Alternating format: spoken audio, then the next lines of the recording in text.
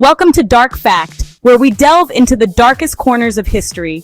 For in the grand tapestry of life on Earth, there are chapters so brutal, so horrifying, that they often lay forgotten, buried beneath the sands of time.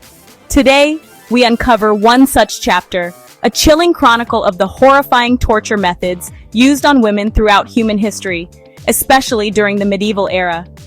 Viewer discretion is advised, for the path ahead is not for the faint of heart. The graphic nature of this content serves as a stark reminder of the cruelty inflicted upon women throughout the ages. In many cultures, the female form, the very vessel of life itself, has been subjected to unspeakable acts of barbarity. These acts, often shrouded in tradition and misguided beliefs, have left countless women and girls in unimaginable pain and suffering. One such act, female circumcision, stands as a testament to the depths of human cruelty. This practice, often carried out in the name of cultural or religious tradition, has caused untold harm to millions of women across generations. Imagine, if you will, the searing pain, the raw terror of a young girl held down, her pleas for mercy drowned out by the chanting of those who believe they are doing God's work. The psychological trauma inflicted is as severe as the physical pain endured. Crude instruments, often unsterilized, were used to remove parts of the external genitalia, leaving these girls scarred, both physically and emotionally, for life. The lack of medical knowledge and hygiene made the procedure even more dangerous. Infection was rampant, often leading to a slow and agonizing death. The wounds, both seen and unseen, festered, causing lifelong health issues and, in many cases, premature death. This practice, sadly, continues in some parts of the world today, a chilling reminder of the dark side of human nature. Despite global efforts to eradicate it, female circumcision persists, highlighting the urgent need for continued education and advocacy. Picture a young woman, accused of witchcraft or heresy, dragged before her accusers. Her heart pounds in her chest as she is thrust into the center of a medieval courtroom, the air thick with tension and fear. Her eyes, wide with terror, meet the cold, unyielding gaze of her tormentors.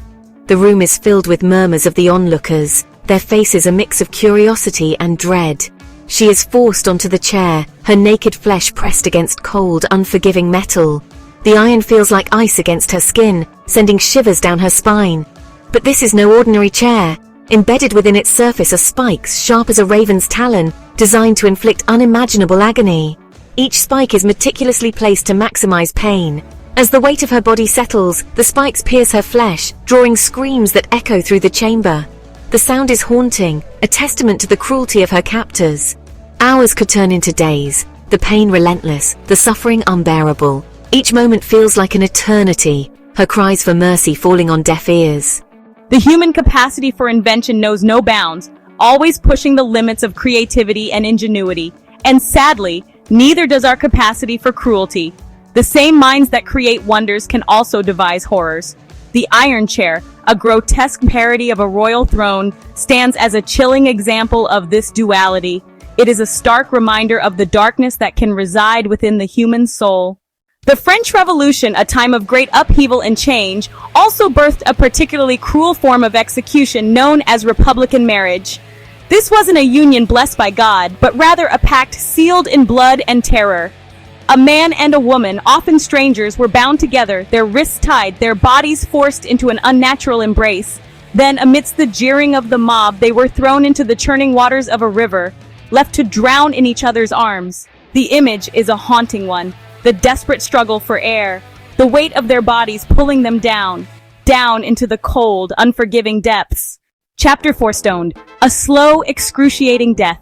Stoning, a punishment as old as civilization itself, has been used to punish a variety of offenses, real or imagined. For women accused of adultery, blasphemy, or even simply displeasing their husbands, it was often a death sentence. Imagine the scene, a young woman stripped of her dignity, surrounded by a baying mob, the air thick with tension, the only sound the rhythmic thud of stones against flesh. Each blow brings fresh agony, the pain building with each passing moment. Death, when it finally comes, is a merciful release. Chapter 5: Burning the Witch, Consumed by Flames of Fear. The witch hunts, a dark chapter in human history, saw countless women persecuted, tortured, and murdered.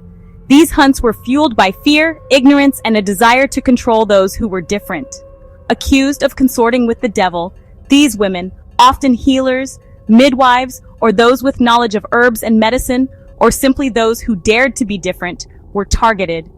Their independence and knowledge made them threats in a society that valued conformity.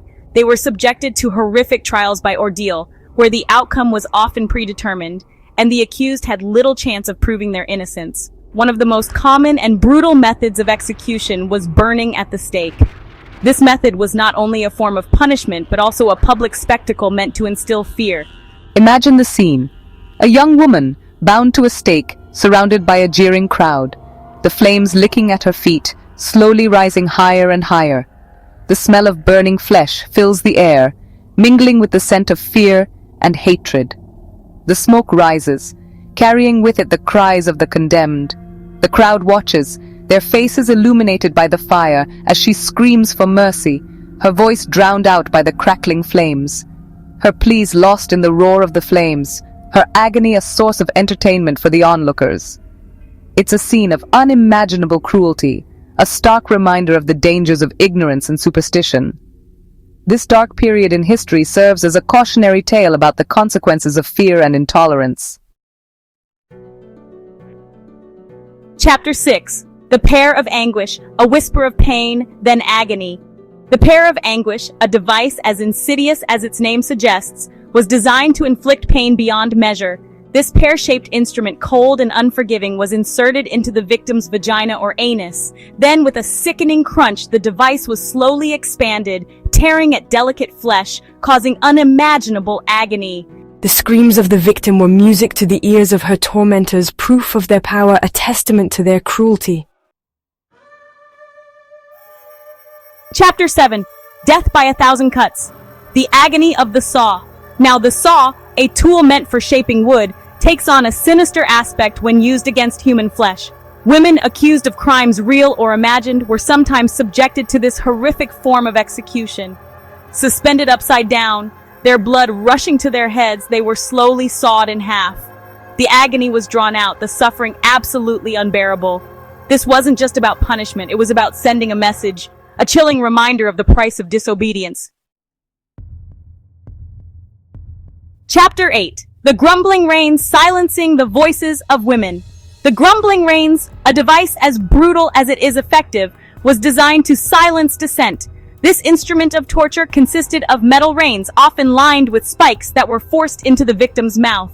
With a swift, brutal motion, the reins were tightened, tearing at the tongue, ripping through cheeks, silencing any cries for mercy. It was a tool of oppression, a way to control women, to break their spirit, to silence their voices. Chapter 9. Crushed by an Elephant, an Ancient Horror. In some parts of the ancient world, the elephant, a symbol of strength and power, was also used as an instrument of execution. Women, accused of crimes against the state or simply deemed expendable, were sometimes subjected to this horrific fate. Imagine the scene. A vast crowd gathered, their eyes fixed on the condemned. The elephant, its massive foot raised high, casts a long shadow over the proceedings. Then, with a sickening thud, the foot comes down, crushing the life out of the victim. It's a brutal primal scene, a reminder of the fragility of human life. Chapter 10. The Spanish Donkey, a Ride into Agony. The Spanish donkey, a device as cruel as it is ingenious, was designed to inflict maximum pain and humiliation. This torture device consisted of a sharp, triangular board, often studded with spikes, upon which the victim was forced to sit. Weights were then attached to their feet, pulling them down onto the unforgiving wood. The pain was excruciating, the suffering unbearable. The Spanish donkey, a testament to human cruelty, serves as a chilling reminder of the dark side of our nature. Thank you for watching Dark Fact. We hope this video has shed light on the brutal realities faced by women in history. By understanding the horrors of the past, we can work towards a future where such atrocities are never repeated. Don't forget to like, share, and subscribe for more deep dives into the darkest periods of human history. Stay tuned for more videos on the medieval era and other historical topics.